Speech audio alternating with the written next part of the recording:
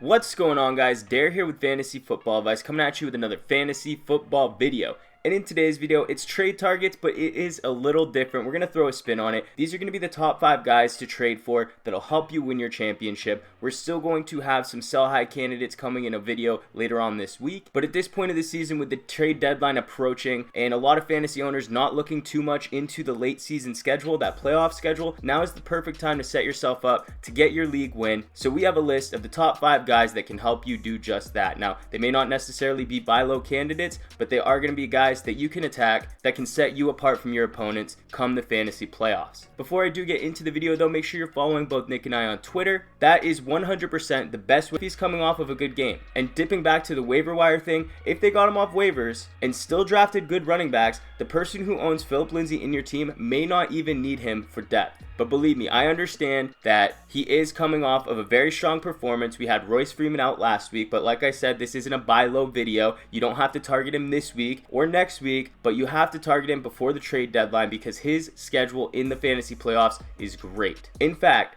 I had a tough time finding a running back that had an even better schedule than Lindsay at all. Week 14, he faces San Francisco. Not only do they have a poor run defense, they can't get anything done on the offensive side of the football, which means it's going to be super positive game scripts for any running back on the Denver Broncos when they're facing San Francisco. And they're also allowing an average of 24 fantasy points to the position and have allowed 7 rushing touchdowns in the first 8 games of the season. But wait, it gets better. Week 15, he has a home matchup against the Cleveland Browns, who are currently ranked 25th in fantasy points allowed to running backs, allowing an average of not 24 points, but 26 fantasy points to the position in half-point PPR leagues. The only semi-concern I would have with this matchup is there's a lot of unknowns when it comes to the coaching regime, so there could be some potential improvements, but I mean, it's the Browns. We can't really expect that. It's midway through the season. A massive turnaround is just highly unlikely, but considering it's a potential outcome, I have to throw it out there. In a championship weekend, Lindsay is against Oakland, who has only gotten worse as the season progresses, and they are actually allowing an average of 128 rushing yards and a touchdown per game, so even worse than the last 2. Remember, Marlon Mack just ran for 132 and 2 touchdowns against them last week. So for a running back who has already been hyper consistent on the season to get this many good matchups in a row in the fantasy playoffs, it's basically a dream scenario, and I don't think his price is going to be too high. So do yourself a favor, target Phillip Lindsay, but the show must go on. The next player is a wide receiver, and it's JuJu SmithSchuster. After this week in half-point PPR leagues, he is actually ranked wide receiver 18, so he has had a steady decline as of late. But if I had to peg one player on this list that is my absolute favorite, it's going to be JuJu. I feel really strongly about him, especially in the playoffs. And unlike some of the other people on this list, you could actually buy low on him because he's coming off of his worst game of the season, and he faces Baltimore next week.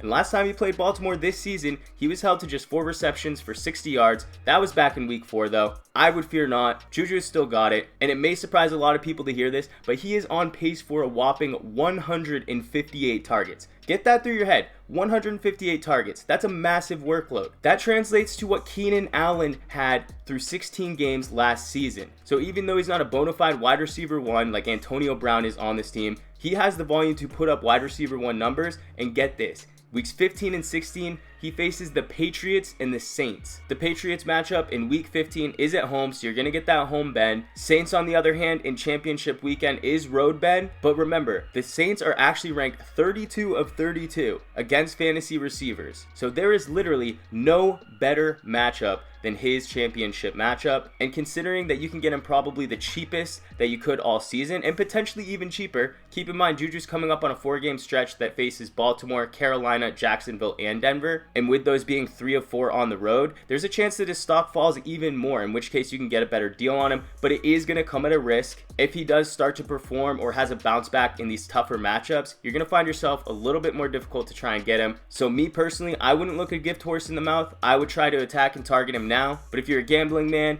and want to hold off a little bit and see if his value drops even more, I can't blame you for that. But if he does end up performing, you may just be shooting yourself in the foot. But regardless, he is going to be a great target, and he's definitely going to help help people win a lot of fantasy championships. The next player up is a running back, and it's a guy who's been frustrating a lot of fantasy owners, and that's Dalvin Cook of the Minnesota Vikings. And I know a lot of you are going to be thinking this is a very controversial pick. Between Cook and Fournette, I know these are widely known as some of the bigger busts in the early rounds of the fantasy draft, but just know that this Minnesota Vikings offense is very conducive to a successful run game. We've now seen Latavius Murray completely balling out, and you know what? That's probably concerning a lot of Dalvin Cook owners. They know he's a little bit injury prone, and they see Latavius Murray doing so good, so when he returns, where's the motivation to get him more involved? Use that as ammunition to help you get a trade done. It's because of these concerns that you should be able to get a deal on Dalvin Cook. The owners, they're probably struggling. They probably need a win right now. Use that to your advantage. There's always that chance though that the owners have held on to him so long and just kept him on the bench that they're at this point they're just going to wait and see what they have in him. But if that's their response, you're probably not offering enough because every player has a price. And for me, I want Cook. He's still a really good running back. And the way that this team is actually handling his injury and holding him out, that should make anyone who wants Dalvin Cook even more excited, because when he comes back, you're going to know that he's healthy. And now to talk more about his schedule, it's a dream. When it comes to the playoffs, he faces Miami and Detroit in weeks 15 and 16, who are both currently in the bottom 5 in run defense. I understand that the Lions did go out and get Damon Harrison from the Giants, who is a great run-stopping lineman, but there's only so much that he can do. Even the Giants, with Damon Harrison, were ranked 23rd in rushing yards allowed per game, and were bottom 12 in both yards per carry and rushing touchdowns allowed. So for me, Cook provides a lot of upside. He's really good in the receiving game, and the question marks, the concerns, those are only going to allow you to get him at a discount. So if you need league winning upside, Dalvin Cook should be a target on your radar. The last two players we have are wide receivers, and to start we have Michael Thomas of the Saints. And this one is super simple, so there's no need to get too much in depth in it. Yes, he's Michael Thomas. No, he's not going to be cheap, but in 0.5 PPR leagues, he's currently sitting at a season low at wide receiver 13. He's scored just once in the past 5 weeks and hasn't seen double-digit targets since week 3. So any of you out there that are thinking you can't buy low on Michael Thomas,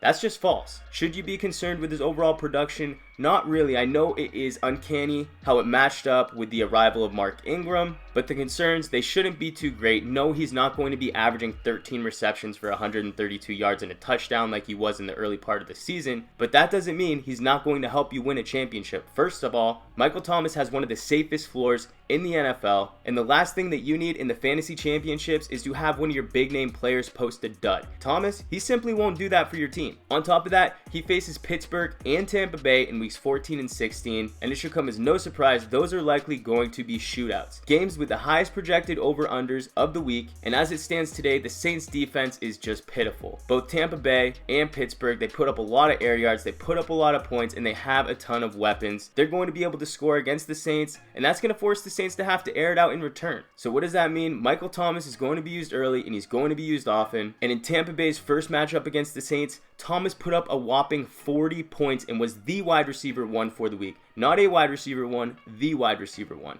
Now, we can't realistically expect that outcome again in the championship weekend, but we know that's the type of upside that he brings to the table. Tampa Bay has currently been torched by wide receiver 1s, allowing 13 touchdowns to wide receivers through 7 games. And Pittsburgh themselves, they're also bottom 5 in fantasy points allowed to wide receivers. So cash in on Michael Thomas. He's having a recent drop-off, and rely on him as the safety net for your team throughout the fantasy playoffs. So there's one wide receiver left, and this is where it's going to get a little tricky, because when I first made this list, the trade news wasn't in that Demaryius Thomas was traded, and the original player was Emmanuel Sanders. But with this new news, I'm throwing Courtland Sutton in there too. Sanders himself, he's not going to be easy to get, but if you think it's impossible, you're definitely wrong. I posted a poll on Twitter asking Emmanuel Sanders owners to let me know what they would ask for in return to trade away Emmanuel Sanders. I gave 3 options. The first option was that I'm simply just not trading him. The second option was I want top 6 wide receiver 1 value. And the third option was I want back end wide receiver 1 value. It's probably a surprise to most of you, but the majority of people,